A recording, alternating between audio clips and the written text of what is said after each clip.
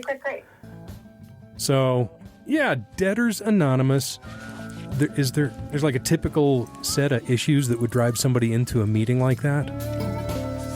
Well, you know what's so interesting is I heard about Debtors Anonymous 12 years before I ever went. And I needed it desperately when I first heard about it, but I didn't go because I thought, I'm not a debtor. I don't have a ton of credit cards. I'm always on time. I'm never behind with the rent or the car payment. But what I didn't realize is there's many kinds of debting. So there's the classic debting where you're running up, loans to pay back, and you do have a bunch of credit cards that you're stressed about. But another kind of debting is actually under earning, where you take jobs below your skill set or your intelligence level, where you can't envision a career or a way of earning that is commensurate with really your spirit or who you are. So you're taking jobs that don't make you happy. That's a kind of debting. There's also what's called self-debting, where maybe you have plenty of money, but you never spend it on yourself. Your socks have holes in them. Your underwear is ripped. You never go on vacation. You never go to dinner. Right. So there's all kinds of debting. For me, it was good old, I was a year behind with the IRS. I had a bunch of credit cards, and my answer was to always work more. I know, I'll just work more.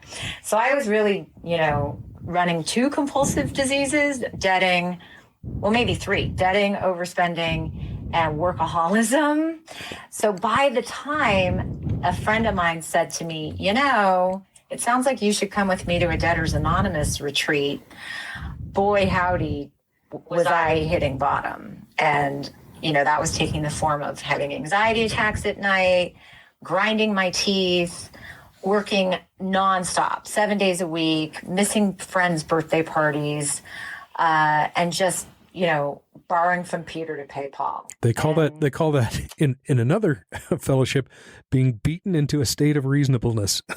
Oh boy, was I. Yeah. And so I'm really grateful. Within, 5 years, I was able to pay off $70,000 in credit cards. I was able to catch up with the IRS. I was able to never use a credit card again. It's been over a decade now. I've never used a credit card for personal use again, to pay for everything, to be solvent, to be honest, to keep track. One of the first things we do is we come out of something called terminal vagueness. One of the hallmarks of people with my affliction is we're vague. So we don't know our own affairs. We don't know where the money is going. We don't know where the time is going. We don't have a good sense of reality. We live in sort of this fog. And so we initially what we do is we just sit down and we look at everything. We write down all of our expenses by category. So every month we have a page for food, gifts, transportation, health, self-care. And, we tabulate it every month and we look at where is the money going. And then we do the same thing with our earning. What are we earning? Or what are our sources of income? And then we look at our debts. Who do we owe money to? What interest rates do we have? At what rate will we pay this off? When I looked at my credit card debt and when I looked at the rate I was paying it off, I figured out it was going to take me 70 years at the rate I was paying it. And by then it would be it's almost like the system is set up that way. Yeah, I think it is. I think you're right. And by then, of course, it would have been, hundreds of thousands of dollars. So coming out of vagueness was a total game changer. Okay. So totally when you're at one of these meetings and somebody's checking in, is there a line that always gets a laugh when they go, I really didn't know I was spending $200 a week on? Is there something that is like the hidden killer for people that end up in DA? Well, you know what I love about all the 12-step groups, and I'm sure you have seen this in every meeting you've ever been in, is people from all walks of life will be in the same room with all the same problems. But in DA, one of them is sleeping on friends' couches or on benches at the park. And another one will say something like, this weekend we're selling the private island. Right. So there isn't, that's a really great question, Sherm. I love that question, but there really isn't, because everybody's in a different place. They're just going through the same problems, just taking different forms. So, yeah. But, if it's making your life unmanageable, that's always the question with any of our fellowships. You need the rooms, you need the fellowship. If it's made your life unmanageable, a lot of people are not great with tracking their expenses. A lot of people have debt. We live in a debting society. We live in a debting economy. Our economy runs on debt. We're all taught to debt, right? Okay. A lot of investors recommend it and tell you it's the way to get rich. Don't use your own money, use other people's money. Well, there are some people that can actually do that and can keep it in check, and they're not grinding their teeth and having anxiety attacks, and they're not getting so behind that they're being run over by a boulder of debt. And those people don't need DA. Right? Well, I'm not a credit card guy, and I keep one in case the transmission on my 15-year-old truck falls out, and I don't use it otherwise. But I do go to the mailbox every day, and we live in an email society, obviously. But the last thing standing, sending me paperwork, is pre-approved credit cards. I don't know what would happen if I went to fill out the forms, but I get offered credit cards every day. Every day. Wow. Yeah. And the one I've got for just in case and I've got a Honda, so the transmission's never going to fall out. They just keep raising the limit. It's like, well, what if we offered you $15,000? What about $20,000? I'm like, no, don't really want to owe you guys anything. Well, saying no is a good idea. I recommend it. Good for you. That's great. Yeah. I living between your means makes me. Let me say that again. Living within my means makes me feel good. And I love toys. I love toys. I love boots, and I love hats, and I love motorcycles, and I love cars, and I love guitars. But if I went nuts for a week out of depression or, a fugue state and came home with 20 grand in debt, I'd never sleep again. Hate that shit. Right. Well, and I love that you just said that, right? Because to somebody that doesn't have these issues, it might seem so confusing. Why would anybody spend more than they make? Why would anyone live beyond their means? Right? Like, what idiot would do that? And I wasn't judging it. It gives me a stomach ache. Judgment at all. Yeah. I think money and success, which I'm saying with air quotes, of course, I think these issues are the greatest taboo in our culture now. We're all telling everyone about our sex lives. We're all telling everyone about our triggers and our traumas and our feelings and our terrible childhoods. But nobody says to anybody else, I've got this much credit card debt, or, you were right. I only make X, or, I'm really afraid to ask for a raise. We all have so much shame in this culture. We think that our value is how much we make, or our value is our economic or professional status. And one of the beautiful gifts of Debtors Anonymous is we learn that is, of course, not true, that is not where our value lies, and that our self-esteem really comes from having a relationship with one another, from helping each other, from service, from connecting with a higher power. But the goal, one of the things I'm going to jump in. You just made me do a little quick check. I don't know the financial status of any of my friends. I don't know. Maybe one who's thought of as being a rich guy and he's not. But I don't know. I don't know who's up to their ass in credit card debt or medical debt, or who has, $1 million in a hidey hole trust fund. I don't know any of this about. Now I know who's trans and who's bi and who's celibate and who's cheating on their wife. Poly and who's monogamous and wow. Hadn't thought of it. Amazing. Yeah, interesting, right? Well, yeah, we all have a lot of noise. And so we feel like, well, if I just try harder, if I was just a better person, if I was just smarter. So then we do what I did. We read books on it. We go, okay, well, I'm going to read all these books on success. I'm going to read books on money. I'm going to get a coach. I'm going to go to therapy. And none of that helps. None of that seems to scratch the itch. Our rooms, Sherman, are full of people from your rooms, right? Our rooms are full of people from the beverage program who come in and they say, literally have never called it. But wouldn't that be, is part of what you're saying?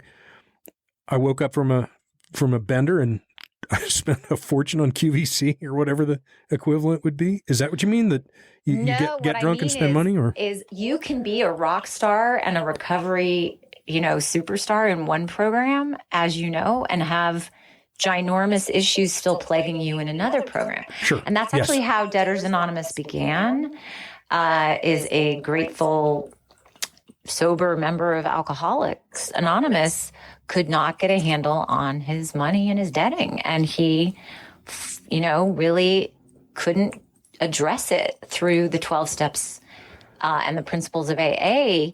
And so he then took the 12 steps and applied them specifically to the topic of debting, and got some fellows from AA who he noticed had the same challenges, and that was Makes where Debtors Anonymous was that born. sounds like Gamblers Anonymous. That sounds like Sex and Love Addicts Anonymous. Yeah.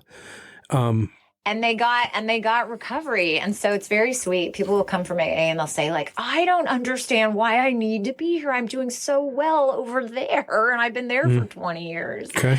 But then they get better. Overeaters Anonymous. There's a lot of things that'll kick your ass. Yeah. Yeah. I remember when I was, I don't know, it was a long time ago, I read in the news that Wayne Newton was filing for bankruptcy. And I didn't know much, but I was young in show business. I went, wait, he's playing 5 nights a week in Las Vegas for $10,000 a show in 1975 money. How can you F up that much money? And then I figured it's never enough if you've got it could be bad investments. People have lost their ass on trusting crooked managers and stuff. But there's also I need 100 Arabian horses instead of 90 Arabian horses. I remember one crazy bastard, Evel Knievel. You talk about a hillbilly with money. At one point, he had 2 Learjets so that he could be in one and watch the other flying alongside him, just to point at and go, look what I got. Yeah. That's got to set you back a couple of shekels. Well, that's just it, right? If there's a hole in your bucket, it doesn't matter if your bucket is made of gold or platinum or diamonds. Yep. There's a hole in it. Yep. Yeah. Does the conspicuous consumption society that we're in feed the illness? If you watch, if so-and-so has 5 houses, why am I living in an apartment? Is that in there or not? If you're operating in the illness level, is that not what we're talking about here? Well, of course, in the 4th step, we look at our, how did I get here? Like, what's my part, right? Yes. We do our inventory and we look at our character defects. And for some people, it is big shot-ism that gets them into trouble. They want to impress people. They don't feel like they are enough. It's really all about you talking about Wayne Newton and that story. It's like, when is enough enough? And what we find in recovery is that we are enough and that we have value just for being us, and that we are worthy and lovable no matter what kind of car we drive, no matter if we live in one room or on a friend's couch or on a private island. For one thing, people in 12-step programs don't actually give a shit. If I really broke my neck to pay for a Mercedes and I pull up in the parking lot in a Mercedes and go into a meeting, not one person there gives 2 shits. It's really... Yeah, and it's so great to be freed of that. That's right. It's such a gift to have people really get to know us and really, it's so beautiful sharing the truth of who we are and all the bad and all the good and showing up for each other. I mean, it's so moving. It's so amazing. Had you ever heard this nugget that one cultural difference between us and our cousins in the United Kingdom is they're put off by the American way of just about the first thing Hey, Sherman, this is Larry. What's up? Hey, hi, Larry. Hey, what do you do? Right. What do you do is like the first thing an American asks, and in England, that's considered really bad manners. Is this ringing any bells or nothing to do with anything? I mean, I think a lot of cultures, there's different rules about that stuff for sure. Yeah, but the other thing though is they will notice your accent, and they will ask where you went to school. So every culture has its ways that are, I swear to God, I'm from Canada, man. That didn't fly. I don't think I have much of a Texas accent, but you put me around some limeys, and I definitely do. I start yawling a lot. Yeah. Was there a moment, because you hit your bottom? Was there a moment when you went, this is actually getting better? I have changed. Did you see some concrete thing where you went, that's not the old me. This is better. It was so wonderful. So we, of course, also have our own promises.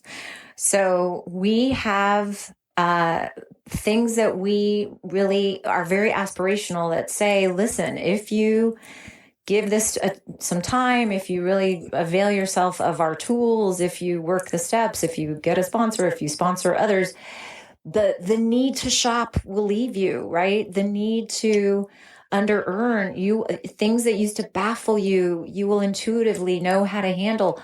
And I will say I was so fortunate, Sherm. I had a quick honeymoon that then turned into a full-blown love affair, right? With Debtors Anonymous. I right away, when I wrote everything down and I looked at my affairs, I quickly saw, holy guacamole, I am going to have to either sell my house, divorce my husband and marry rich, or some unnamed rich guy, my rates, or get a new job. If I want to stay in the work that I'm in, I'm self-employed.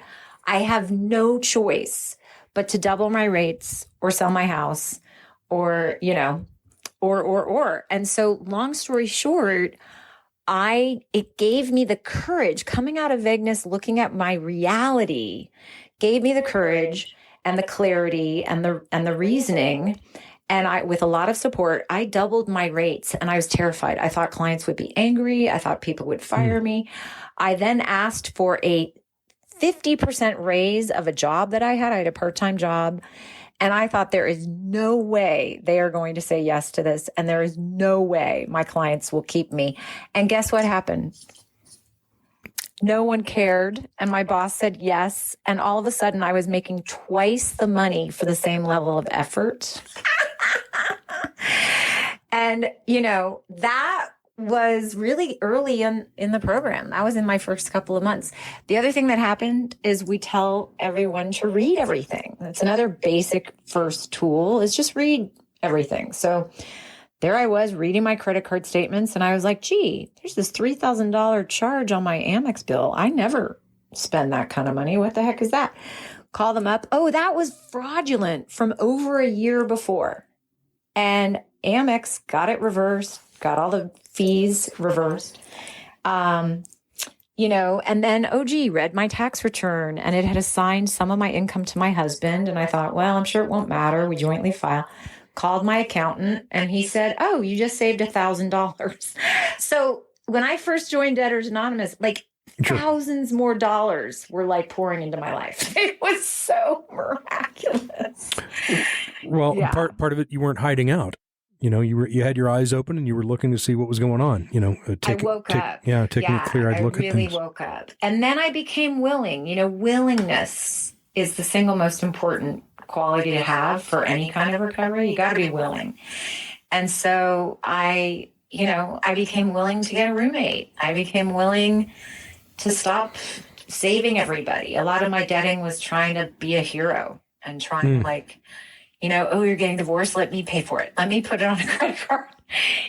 Oh, you need prescription meds and I don't have the money and you don't have the money. Well, I'm going to make it my problem. So, so I became willing to sit in the discomfort of my feelings of not being able to be the person I wanted to be. Man, I wanted to be the big hero, and I wanted to be,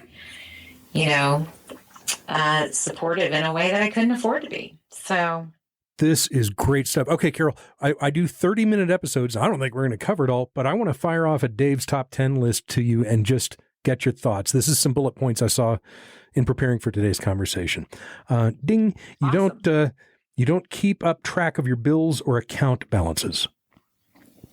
What about it? You don't Is that keep. a sign? Yeah.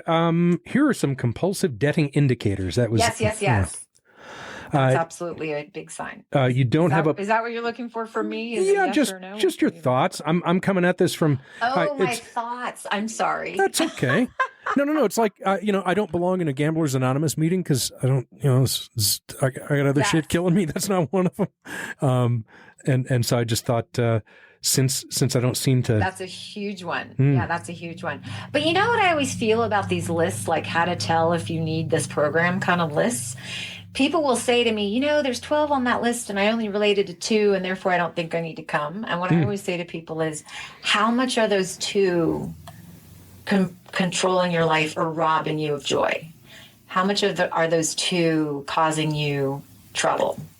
Because it might be one problem on that list of 12. Damn straight. One that has you by the throat and is ruining your relationships or your sleep or your credit rating or your job. Sure. Or, your wife wants to leave you. You need us. But anyway, keep firing away. Sure. You don't have a budget to meet monthly income expense or a savings plan for large purchases or retirement.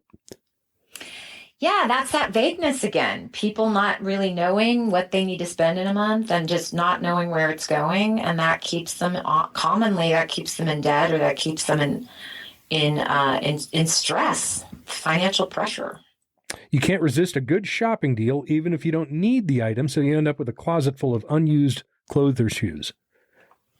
Yeah, that's a form. That's a version for sure. I have a cousin who she's spent houses worth of stuff on clothes she never wears. But she has no credit card problems. So, but she could have gone to Paris several times for all those clothes. Oh, you hate to do that math. Yeah. What could I have done with $100,000? You start working extra hours to try to keep up with your spending habits. You've been there, you said, right? That was me. You said something funny to me one time because you're self-employed. You said, I can work any 60 hours a week I want. I've stolen that one. Any 50 hours a day, right? You give false information in order to get a credit card. Ooh, yeah. A lot of people get very scheming. All addictions make us scheme, right? Yes. We keep thinking, I can outrun this. I can outmaneuver this. I'll navigate around this. And people will do that stuff.